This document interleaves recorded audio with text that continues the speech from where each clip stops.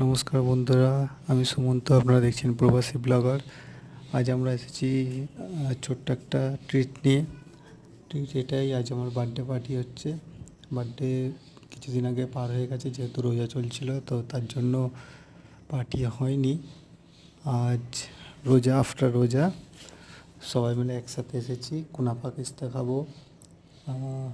খাপসা খাওয়া হচ্ছে, এটাকে সৌদি ভাষায় বলে আলফাম। মুরগিটা আলফাম, আর ভাতটা হচ্ছে না, ভাতটা হচ্ছে রুস, আর মুরগিটা হচ্ছে আলফাম। এরকম খাবার তোমরা দেশে কেউ খেয়েছো কি একটু জানাবে। আর এই খাবার দুর্দান্ত টেস্ট, দুর্দান্ত।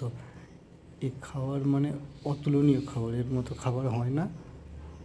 এই খাবারটা আমরা কিনেছি 4 প্লেট।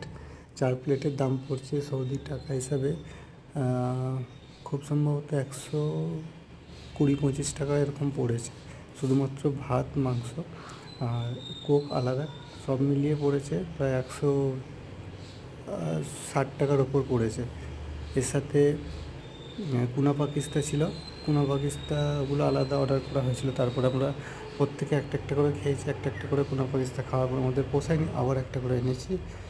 তো দেখা যাক, পরের ব্লগে আবার দেখা হবে।